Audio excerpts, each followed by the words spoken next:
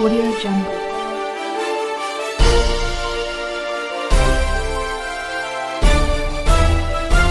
Audio Jungle.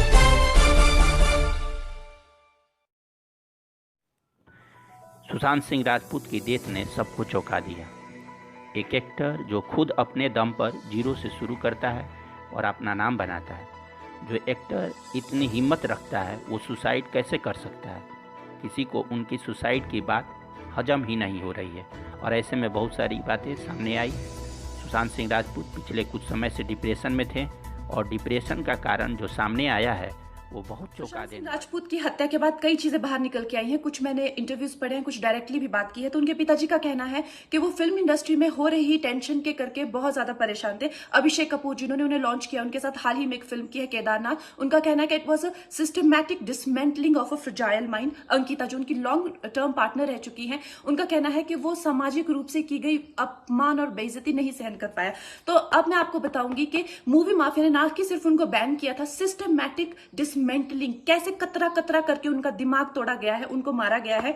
तो blind item आप इसलिए लिखते हैं क्योंकि आप जब झूठ लिखना होता है, आपको के अगेंस्ट कोई लीगल एक्शन नहीं लिया सकता क्योंकि आपका तो नाम ही नहीं लिखा, मगर उसकी जो डिस्क्रिप्शन होती है, जैसे मेरे बारे में लिखा जाएगा कि जिस लड़की के घुंघराले बाल हैं, जिसको नेशनल अवार्ड मिला हुआ है, साइकोटिक है, इस तरह से जो कि मनाली से डिस्क्रिप्शन पूरी दी जाएगी मगर नाम नहीं लिखा जाएगा। 23 अगस्त 2017 को बॉलीवुड लाइव सुशांत के बारे में लिखता है कि वो जब भी सेक्स करता है तो सिर्फ अपने ही गाने सुनता है, वो सबसे बड़ा नार्सिसिस्ट है। 16 दिसंबर 2016 में मुंबई मिरर लिखता है कि सुशांत एक ट्रक ड्राइवर की तरह लगता है। 22 फरवरी 2019 को मुंबई मिरर लिखता है कि पार्टी में तमाशा करने के बाद सुशांत ने कांच की बोतल एक डायरेक्टर के सर पे दे मारी। 18 अक्टूबर 2018 को डीएनए लिखता है कि सुशांत ने अपने को एक्टर का रेप किया और वो मीटू के चलते अब जेल जा सकता है। और ऐसी न जाने कितने अनगिनत झूठ।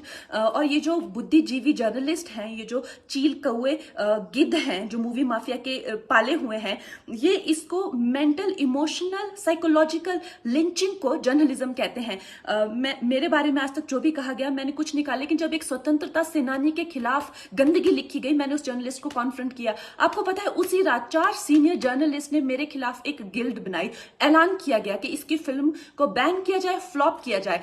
आपको पता 3000 जर्नलिस्ट गैंग अप होते हैं एक अकेली लड़की पर, उसकी इमोशनल लिंचिंग करते हैं सरेआम, और ये समाज कुछ नहीं कहता, कानून कुछ नहीं कहता है।